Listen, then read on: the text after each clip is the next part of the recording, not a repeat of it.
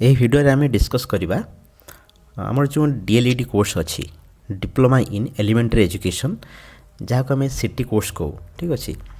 ତେଣୁ ସେଥିରେ ଇଂଲିଶ ପାର୍ଟରେ ବା ଇଂଲିଶ ବହିରେ ଯେଉଁ ଅଛି ପେଡାଗୋଜି ପାର୍ଟ ସେଥିରେ ୟୁନିଟ୍ 6 ପାଖରୁ ଅନୱାର୍ଡ଼ସ୍ ଅଛି। ୟୁନିଟ୍ 6ରେ ଅଛି ଆମର learning English at the elementary ଲେବୁଲ୍। ଏଲିମେଣ୍ଟାରୀ ଲେବୁଲ୍ରେ ଆମେ କାହିଁକି ଇଂଲିଶ ପଢ଼ିବା ବା ଇଂଲିଶ ପଢ଼ିବାର ଇମ୍ପୋର୍ଟାନ୍ସ କ'ଣ ଗୁରୁତ୍ୱ କ'ଣ ସେ ବିଷୟରେ ଅଛି ୟୁନିଟ୍ 6ରେ ଠିକ୍ ଅଛି। କିନ୍ତୁ ଆମେ ଏଠି ଡିସ୍କସ୍ କରିବା ୟୁନିଟ୍ 7 କାରଣ ୟୁନିଟ୍ 6ରେ ଏତେ ଇମ୍ପୋର୍ଟାଣ୍ଟ ମାନେ ଏକ୍ଜାମ୍ ପଏଣ୍ଟ ଅଫ୍ ଭ୍ୟୁ ସେମିତି କିଛି ନାହିଁ। ତେଣୁ ୟୁନିଟ୍ 7ରୁ ଆଗକୁ ଏକ୍ଜାମ୍ ପଏଣ୍ଟ ଅଫ୍ ଭ୍ୟୁରେ ବହୁତ ଇମ୍ପୋର୍ଟାଣ୍ଟ ଜିନିଷ ଅଛି। ତେଣୁ ଆମେ ଫାର୍ଷ୍ଟ ୟୁନିଟ୍ 7 ଆମେ ଡିସ୍କସ୍ କରିବା ଏବଂ ୟୁନିଟ୍ 7ରୁ ଏଠି ସବୁ ତାକୁ ନୋଟ୍ କରାହେଇଛି ଠିକ୍ ଅଛି। ଇମ୍ପୋର୍ଟାଣ୍ଟ ପଏଣ୍ଟକୁ ନୋଟ୍ କରାହେଇଛି ସେସବୁକୁ ଆମେ ଡିପ୍ଲି ଡିସ୍କସ୍ କରିବା। ଓକେ, ଚାଲ ଷ୍ଟାର୍ଟ କରିବା। ତ ୟୁନିଟ୍ 7 ହେଲା development of listening and speaking skill ঠিক ଅଛି, ଯାହାକୁ କୁହାଯାଏ LS skills listening and speaking skills. First କହିଛି learning a language is similar to swimming and riding a bicycle. ଗୋଟେ ଭାଷା ଶିଖିବା, ଯେକୌଣସି ଭାଷା ଗୋଟେ ଶିଖିବା ହେଉଛି କାହା ସହିତ ସମାନ ନା ସୁଇମିଂ ପହଁରିବା ସହିତ ସମାନ, ଆଉ ରାଇଡ଼ିଂ ଏ ବାଇସାଇକେଲ ଗୋଟେ ବାଇସାଇକେଲ ଚଲାଇବା ସହିତ ସମାନ। କ'ଣ ପାଇଁ ଏ କଥା କୁହାହେଲା ନା ତା ନେକ୍ସଟ ପଏଣ୍ଟ ସେ ଲେଖା ହେଇଛି we learn them by practice and use. ତେଣୁ ସେଗୁଡ଼ିକୁ ଆମେ ଶିଖୁ କେମିତି ନା ପ୍ରାକ୍ଟିସ୍ ଦ୍ୱାରା ଆଉ ତାକୁ ବ୍ୟବହାର କରିକି ୟୁଜ୍ କରିକି ଠିକ୍ ଅଛି। Not Bai reading about how to swim or ride A bicycle. କେବଳ ଯେ କେମିତି ଆମେ ପହଁରିବା କେମିତି ଆମେ ସାଇକେଲ ଚଲାଇବା ଖାଲି ପଢ଼ିକି ଆମେ ଶିଖି ହେବନି, ତେଣୁ ତାକୁ ପ୍ରାକ୍ଟିକାଲି ଆମେ କରିବାକୁ ପଡ଼ିବ ଠିକ୍ ଅଛି।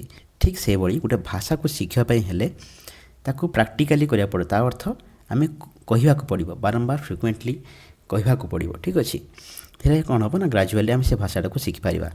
ଯେମିତି ଇଂଲିଶ, ଆମେ କେଉଁ ସ୍ପୋକନ୍ ଇଂଲିଶ କେମିତି ହେବ, ଇଂଲିଶ ବିଷୟରେ ଆମେ ଯଦି ଭାବିବା ଯେ ମୁଁ ଇଂଲିଶ କେମିତି କହିବି କ'ଣ କହିବି ଭାବି ବସିଲେ ହେବନି।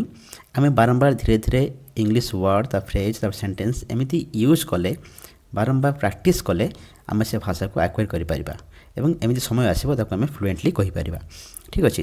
ତେଣୁ ସେ କହୁଛି ଯେ we learn them by practice and use this very important. Okay, next କ'ଣ କହିଛି ପଏଣ୍ଟ ଦେଖିବା। A child acquires its mother tongue first through listening and speaking at home. ଗୋଟେ ପିଲା ସେ ଆକ୍ୱାର କରେ ତା ମଦର ଟଙ୍ଗ ମାତୃଭାଷା କେମିତି ଫାର୍ଷ୍ଟ ଶିଖେ ନା ଲିସନିଂ ଶୁଣିକି ଆଉ କହିକି ତା ଘରେ ଠିକ୍ ଅଛି। ତା ଘରେ ତା ମାତୃଭାଷାକୁ ବାରମ୍ବାର ଶୁଣେ ସବୁ ଲୋକ ପାଖରୁ, ସବୁ ଫ୍ୟାମିଲି ମେମ୍ବର୍ସ ପାଖରୁ ଠିକ୍ ଅଛି। ଶୁଣିବ ଏବଂ ତାକୁ କହିବା ପାଇଁ ଚେଷ୍ଟା କରେ। ଏମିତି ବାରମ୍ବାର କରିବା ଦ୍ୱାରା କ'ଣ ହେବ ନା ସେ ତା ମାତୃଭାଷାକୁ ସେ ଆକ୍ୱାର କରେ ଗୋଟେ ପିଲା ଠିକ୍ ଅଛି। ତାପରେ କହିଛି a child learns second language କ'ଣ ଏଠି English in school or picks it up from environment. ଗୋଟେ ଚାଇଲ୍ଡ କ'ଣ କରେ ଲର୍ନ କରେ ତା ସେକେଣ୍ଡ ଲାଙ୍ଗୁଏଜକୁ ବା ଇଂଲିଶକୁ ସେ ସ୍କୁଲରେ, ଯେ ପିଲା ସ୍କୁଲ ଗଲା ସେ ସ୍କୁଲରେ ଇଂଲିଶକୁ ଶିଖିଲା କିମ୍ବା ଏନ୍ଭାୟରମେଣ୍ଟରେ। ଏନ୍ଭାୟରମେଣ୍ଟ ମାନେ ସେ ଯେଉଁଠି ଇଂଲିଶ ସେଣ୍ଟେନ୍ସ ହେଉ ବା ଇଂଲିଶ ୱାର୍ଡ଼ ହେଉ ଲେଖା ହେଇଥିବ ତାକୁ ସେଇଠି ଶିଖିଦେଲା ଠିକ୍ ଅଛି। ତାପରେ ନେକ୍ସଟ ପଏଣ୍ଟ କ'ଣ କହିଛି it is said that our learners do not acquire English language even after learning English for 7 to 8 years from class 3 to class 6।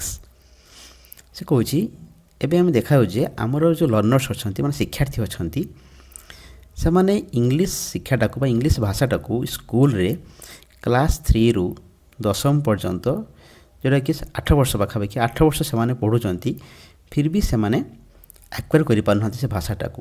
କ'ଣ ପାଇଁ ତାର ରିଜନ୍ କ'ଣ ଲେଖା ହେଇଛି ଏଠି ସେ ବହିରେ, ଆମର ପେଡାଗୋଜି ବହିରେ। It is because they are not provided enough exposure and practice in listening and speaking skills. ତାଙ୍କୁ ପର୍ଯ୍ୟାପ୍ତ ପରିମାଣରେ ଏକ୍ସପୋଜର୍ ମିଳୁନାହିଁ କେଉଁଥିରେ ନା ଲିସନିଂ ଆଉ ସ୍ପିକିଂ। ଖାଲି ଯେ କହିବେ ପିଲାକୁ ଯେ ଇଂଲିଶ ଶିଖ ଇଂଲିଶ ପଢ଼ ଲେଖ ସେମିତି କହିଲେ ହେବନି। ତେଣୁ 8 ବର୍ଷ ବିତି ଯାଉଛି, ତୃତୀୟ ଶ୍ରେଣୀରୁ 10ମ ଧରି ହେଉଛନ୍ତି କିନ୍ତୁ ଇଂଲିଶ ଶିଖିପାରୁନାହାନ୍ତି। କ'ଣ ପାଇଁ ନା ତାଙ୍କୁ ଫ୍ୟାସିଲିଟି ମିଳୁନାହିଁ, ତାଙ୍କୁ ସୁଯୋଗ ଦିଆଯାଉନାହିଁ ଲିସନିଂ ଆଉ ସ୍ପିକିଂରେ। ତାମାନେ ତାଙ୍କୁ ଶୁଣେଇବାକୁ ପଡ଼ିବ, ବହୁତ ଇଂଲିଶ ବାରମ୍ବାର ତାଙ୍କୁ ଶୁଣେଇବାକୁ ପଡ଼ିବ, ସେମାନେ ଶୁଣିବେ ଏବଂ ତାଙ୍କୁ କହିବା ପାଇଁ ମଧ୍ୟ ଏନକରେଜ୍ କରାଯିବ।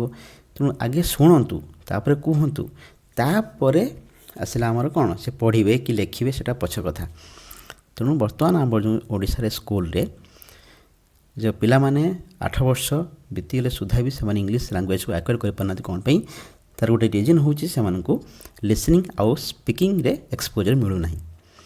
Okay before they are help to develop reading and writing skills तमाने से कहूँ रीडिंग राइटिंग स्किल पूर्वर लिसनिंग आउ स्पीकिंग स्किल्स रे एक्सपोजर मिलूना। तापरे नेक्स्ट पॉइंट कौन कही listening and speaking laid the foundation stone for reading and writing. से कह रीडिंग आउ राइटिंग पाई तार मूल द्वारटा कौन ना लिसनिंग आउ स्पीकिंग। लिसनिंग आउ स्पीकिंग हूँ फाउंडेशन स्टोन ले करे माने भित्ति स्थापन करे मूल दुआ पकाए कहार रीडिंग आउ राइटिंग। तेणु गोटे पिला पढ़ेब आउ लेखिब केते बेले जदि ता पूर्वर लिसनिंग आउ स्पीकिंग स्किल को से एक्वायर कर सारी तेणु ताको रीडिंग पढ़ापी आउ लेखापी ताको सहज हम। ठीक अच्छे तापर देखा नेक्स्ट पॉइंट कौन कहूँ so one should first learn to listen and speak English. तेणु मेन कथा है गोटे शिक्षार्थी प्रथमे शिखा दरकार लिसन आगे शुणा दरकार है आगे शुणु किसी न कहू आगे बहुत दिन शुणु आगे तो ब्रेन भीतर को माइंड भीतर को इनपुट हो तापर से धीरे धीरे कहू है। तेणु fast learn to listen and speak आगे शुणव कह ये सब हो सारापर तापर बही पढ़ कि लेखब। ठीक अच्छे तेणु एल स्किल बुझीगला लिसन आउ स्पीक। तापर ये आसला लिसनिंग एंड हियरिंग। लिसनिंग आउ हियरिंग भितर डिफरेंस कौन listening is deliberate and it requires attention. से कहे लिसनिंग हूँ गोटे डेलिबरेट मान हूँ जोटा कि से जानी शुणी शुणव है कि स्वेच्छाकृत भाव में मैंने जानिक जो शुणवाटा हूँ कौन लिसनिंग इट रिक्वायर्स अटेंशन। तेणु लिसनिंग पाई अटेंशन दरकार माने ध्यान दरकार। जदि जड़े ध्यान नदब से शुणिपार कि सब कथा को डीपली शुणिपार कि बीट बाय बीट शुणिपार कि ना जदि कौन सी जिनसटा को बीट बाय बीट शुणा हेले ध्यान देवा पड़ो। तेणु से कहे लिसनिंग हूँ डेलिबरेट माने जानी शुणी पूरा माइंड टाक निजे से लगे से जगह को अटेंशन दब शुणापी। जमी स्कूल रे टीचर्स मैंने कहती स्टूडेंट्स मानक जे मन दे शुण ताने मन एणे तेणे न देकी जदि अटेंशनटा शुणा आराम से शुणी बुझीपारे। कही we listen to only those things that we are interested in or we need to and so we understand it. से कहला वी लिसन आम केते शुणु बा कौन जिनस को शुणु to only those things that we are interested in जो थे आमर आग्रह थाए से जिनस को आम शुणु। ठीक है नहीं फॉर एग्जांपल आम टीवी हो कि मोबाइल रे हो बहुत गुड जिन कंटेंट आसूँ तेणु जो थे आम इंटरेस्टेड से मन देकी शुणुचे बाकी जिनस आम स्किप कर दूचे। ठीक से भाई गोटे पिला गोटे शिक्षार्थी तेणु ता क्लास रे जो जिनस इंटरेस्ट लगे सेटा को से भलसे शुणव। वी नीड टू हाँ आउ कौन जिनस आम शुणु जहाँ आमर दरकारी जहाँ आमर नीड करूँ सो वी अंडरस्टैंड इट। तेणु जहाँ आमको इंटरेस्ट लगे और जहाँ आम दरकारी आम मन देख शुणिलु और बुझी भी पार्लु। जोटा आम इंटरेस्ट है ना आम दरकार नुहे तेणु ताको आम शुणिलु ना बुझी पार्लु ना। ठीक अच्छे the rest of the things that reach our ears can not be labelled as listening. जो जिनस ध्यान देकी आम शुणिलु ताको लिसनिंग कहगला बाकी जिनिस जोड़ा आम ध्यान दौनु कि ऑटोमेटिकली आम कान आसी पड़ुछि ताको आम कहबा हियरिंग ताको लिसनिंग भाव में लेबल करा जाई परिबो नाही ताको आजिबो हियरिंग। ठीक अच्छे एवं से बही में गोटे एग्जांपल देछि जे जने सांग आ जने सांग को दी जन सांग जाउछन्ती गोटे मार्केट भितर भिड़ भितर गोटे सांग आ गोटे सांग को तार मैरेज प्रपोजल दउछि। ठीक अच्छे एवं जो मैरेज प्रपोजल शुणुछि अन्य सांगटी आ कथा को ध्यान सहित शुणुछि सेठी हला लिसनिंग। ठीक अच्छे किंतु से रास्तार गला बेले अलग शब्द भी शुभुछि लोक मैंने मार्केट रे कथबार्ता कहते से साउंड भी आसूँ किंबा गाड़ी जाऊँगी तार साउंड भी आसूँ अन्य जो शब्द आसूँ सी भी कान में पड़ुछि। तेणु सेटी अटेंशन दि जाऊनी कि ऑटोमेटिकली कान में पड़ुछि ताको हला हियरिंग। किंतु ता भितर जो जिनसटा को आम ध्यान सहित शुणिलु ताको हला listening. Okay I hope you all clear about the difference between listening and hearing. Next point कौन कही देखा। हाँ गोटे क्वेश्चन ये फॉर्मेशन होती which skill is regard as primary skill. चारोटी ऑप्शन देती आ भर कौटा कह जाए प्राइमरी स्किल।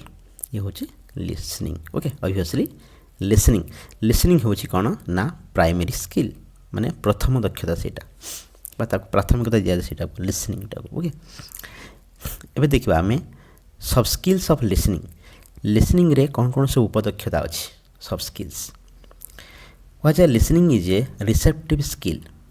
लिसनिंग रो अन्य नाम कह जाए कौन ना रिसेप्टिव स्किल। रिसेप्टिव माने जेटा ग्रहण योग्य। जेहेतु आम लिसनिंग करछे ग्रहण करछे आम इनपुट करुचे आम कान मध्य देके माइंड को ब्रेन को इनपुट दौचे से कह रिसेप्टिव स्किल। किंतु स्पीकिंग टा कह जाए प्रोडक्टिव स्किल। ओके तेणु लिसनिंग हूँ गोटे receptive skill which includes A number of सब स्किल्स। तेणु यही लिसनिंग रे बहुत गुड़ाक आमर सब स्किल अच्छी कतटा देती गोटे देती listening for specific information.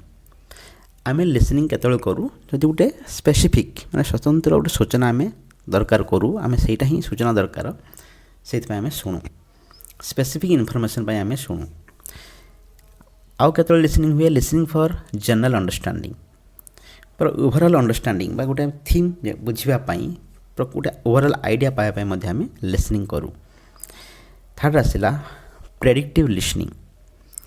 Predictive listening माने पूर्वर आकलन करने से नेक्स्ट कौन कहूँ लिखाई देख ब्रैकेट रे एंटीसिपेटिंग स्पीकर्स नेक्स्ट वर्ड। एंटीसिपेटिंग माने पूर्वर अनुमान करवा ठीक अच्छे पूर्वर आकलन करने मैंने गोटे स्पीकर से कथा कहूँ जन किसी कहूँ तेणु तार कथारू पूर्वर अनुमान करहब जे से नेक्स्ट कौन कहवाई जीव बा तार इंटेंशन कौन ये कथा कहबार तार इंटेंशन कौन आभिमुख्य कौन एक जना पड़े केतबेले जदि आम प्रेडिक्टिव लिसनिंग करुवा ठीक अच्छे आम यदि भल शुणुवा तेना आम प्रेडिक्ट करें नेक्स्ट वर्ड कौन कह सी नेक्स्ट स्टेटमेंट से कौन आसपारे पाखर। तापर आसला इनफरेंशियल लिसनिंग। ओके इनफरेंशियल लिसनिंग तार अर्थ कौन अनुमान कर अर्थ बाहर करवा आफ्टर लिसनिंग माने शुणी सारा अनुमान करके अर्थ बाहर करवा। फॉर एग्जांपल इनफरेंशियल लिसनिंग गोटे एग्जांपल दूची। फॉर एग्जांपल दुई जन अच्छा गोटे रूम रे ठीक अच्छे दुई जन भितर जड़े अन्य जन कहूँ से झरका गोटे झरका अच्छी झरका आड़ झरका खोला अच्छी झरका को देखिए जड़े कहूँ जे आज बहुत शीत लगुच। तेणु जे लिसनिंग करूला अन्य लोक शुणुला से सेठू अनुमान करके अर्थ बाहर कला जे ये शीत लगुच कहवा अर्थ से डायरेक्ट इंडिकेट डायरेक्ट कह न कहीकि इनडायरेक्टली कहते झरकाटा बंद करने झरका को चाहिए कहूँ शीत लगुच अर्थ मान कौन इनडायरेक्टली कहूँ झरकाटा बंद ये कर दियंता कि। तेणु जे लिसनर अच्छी जे शुणुंट जदि सी ए कथाटा को शुणी सारापर अर्थ बाहर कर हाँ एक्चुअली से झरकाटा बंद करने कहते मत डायरेक्ट कहूना। तेणु जदि ए कथाटा को सी शुणिकी पूर्व अनुमान अनुमान कर अर्थ बाहर करदे से कहूँ इनफरेंशियल लिसनिंग है। तापर आसला लिसनिंग फॉर प्लेजर माने खुशी पाई शुणा समस्त जाने आम म्यूजिक स्पेशली आम आमर आम्यूजमेंट प्लेजर पाई या आम शुणु मेंटल रिलैक्स पाई आम शुणु तेणु ये कहुए लिसनिंग फॉर प्लेजर। गोटे आसला इंटेंसिव लिसनिंग। इंटेंसिव लिसनिंग माने बहुत ध्यान माने हाईली कंसंट्रेशन होगी आम जो शुणा एकाग्रता सहित शुणा कहते इंटेंसिव लिसनिंग ठीक अच्छे माने बीट बाय बीट प्रत्येक वर्ड बुझार अच्छी शुणुवे कहुए इंटेंसिव लिसनिंग। गोटे आसला नेक्स्ट इभालुएटिव लिसनिंग मूल्यांकनात्मक श्रवण ठीक अच्छे गोटे एग्जांपल दिखाई listening A political debate or a persuasive presentation determine whether to trust माने गोटे पॉलिटिकल डिबेट को आम शुणा बा पर्सुएसिव प्रेजेंटेशन माने के जने क्या प्रबोध दौची पर्सुएसिव स्टेटमेंट जन दौची प्रेजेंटेशन करुच्ची ताकू आम भल शुणा जहाँफल आम डिटरमाइन करिपरिबा जे से जो कथाटा कहते से जो प्रेजेंटेशन कले बा गोटे डिबेट है प्रकृति में केते सत्यता अच्छी फेदर टू बी ट्रस्ट माने ताको ट्रस्ट करहब कि नहीं से प्रेजेंटेशन को बा से डिबेट को तेणु ताको मूल्यांकन करहब से केतबेले जो जन शुणुव भलसे गोटे डिबेट हो बा गोटे प्रेजेंटेशन हो जदि जन भलसे शुणुव तेणु से मूल्यांकन करें प्रकृति में यहाँ भरोसा योग्य कि नुह कहते माने प्रेजेंटेशन बा स्टेटमेंट को ट्रस्ट करहब कि ना तेणु ए प्रकार लिसनिंग को कहुए कौन इभालुएटिव लिसनिंग ठीक अच्छे तापर आसला speaking it is a productive skill मुझे लिसनिंग हूँ रिसेप्टिव स्किल स्पीकिंग हूँ productive skill okay compare to listening speaking is a difficult skill जदि आम लिसनिंग को तुलना करवा लिसनिंग और स्पीकिंग दुई जन भर तुलना करवा स्पीकिंग को कहुँ गोटे डिफिकल्ट स्किल जेन्युइन कथा जितेबाला जन को कह कि आसिक कह गोटे स्टेज हो गोटे माइक्रोफोन धरी दिज्व एमती जेनेली कह कि कह जेनेली कौन हुए नर्वस फील हुए कि नहीं बहुत लोक सामने जन आसी कह फास्ट टाइम जेन्युइन माने कौन रियली नर्वस फील हे से कहे speaking is a difficult skill शुणुं समस्त बस शुणुवे जब कह आसिक किसी कह बोलिकी से किसी ना कि नर्वस आसो कहीं धीरे धीरे प्राक्ट कले पुणी हो फास्ट टाइम जब क्या डक किसी कहवाई निश्चित भाव में किसी नर्वस लगे तेणु से कहुँ compare to listening speaking is a difficult skill तापर आसला आ गए पॉइंट कौन कहला ओके ये बही सब इंपोर्टेंट सब पॉइंट कराई ठीक अच्छे the teachers follow grammar translation method to teach English school मानक आम टीचर्स मैंने कौन करती से फॉलो करती grammar translation method to teach English language को पढ़ाई ग्रामर ट्रांसलेशन मेथड को से फॉलो करती कौन सीटा the explain the text in mother tongue line by line जिते गोटे प्रोज को हो पोएम हो तो टीचर पढ़ाती स्टूडेंट्स मानू पिला मानू से एक्सप्लेन करती माने बुझाती टेक्स्ट को मदर टंग रे माने पिला मातृभाषा लाइन बाय लाइन ना बुझीपारे पिला आम जो ओडिशार पिला तांको जदि गोटे इंग्लिश प्रोज हो पोएम कहू ताको पुणी से इंग्लिश भाषा एलाबोरेट करा एक्सप्लेन करा बुझा एक तो निजे पढ़ी बुझी पारना पुणी ताको सेटा को इंग्लिश रे बुझा से कौन बुझीपारे कि किसी बुझीपारे तेणु से टीचर मैंने कौन कर आंचलिक भाषा मातृभाषा मदर टंग रे बुझे दि जाए कहुए ग्रामर ट्रांसलेशन मेथड तेणु तार फल कौन हो hence the learners are not expose to English language जहाँ फल कौन हो से इंग्लिश लैंग्वेज को आ बेसी मात्रा ताको एक्सपोजर मिलूना माने से एक्सपोजर हो नहीं माने इंग्लिश लैंग्वेज सहित संस्पर्श बेसी आसुना जी बही लिखाई से टीचर पढ़ेले कान में बाजिला तापर ताको एलाबोरेट कले पूरा प्योर ओडिया रे हो बा आंचलिक भाषा हो बुझे दिगला कि जदि ताको इंग्लिश रे बही अनुसार से कहते जदि इंग्लिश एलाबोरेट कराई एक्सप्लेन कराई तेणु से आहरी इंग्लिश लैंग्वेज सहित से कौन होता एक्सपोज होते माने संस्पर्श आसते माने आहरी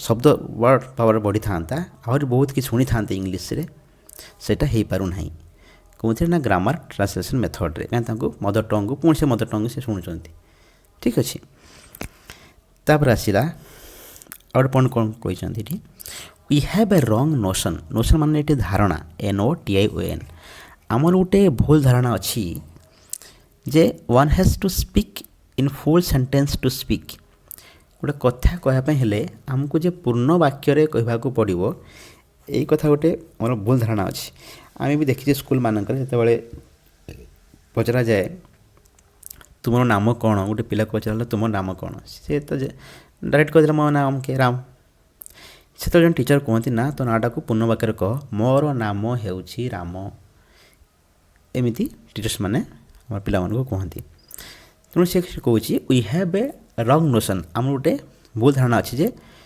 कहवाई हेले तो फुल सेंटेंस दरकार सेमती किसी ना से कही क्वेश्चन अच्छी do we speak mother tongue in full sentence आम जो मातृभाषा आम कथबार्ता कहू घरे हो बाहर हो स्कूल रे हो सांगसाथी मान सहित आम कौन सबू स्टेटमेंट को बा सबू कथा कौन आम फुल सेंटेंस रे कहू कि मातृभाषा रे ना कई कौन कथा को वार्ड रे भी कहीदू क्या फ्रेज रे कहीदू एमती आम मैक्सिमम तो शब्द आउ फ्रेज खंड वाक्य आम यूज करूँ कथा कहला बेले मदर टंग ठीक से भली जेते गोटे पिला ताको आम इंग्लीश लैंग्वेज शिखापी जाऊे तेणु सी तार कथा को गोटे वर्ड रे कहू गोटे फ्रेज रे कहू नो प्रॉब्लम ताको जब आम फुल सेंटेंस कहवा बाध्य करवा तेणु तार माइंड कौटी पलैज ना पूरा ग्रामर उपरे सेंटेंस को वर्ड को अरेंज करने उपरे जहाँफल कौन हम ता माइंड डाइवर्ट हो नर्भस फिल कर तेणु सी कौन जिनस को एक्सप्रेस करना तेणु सी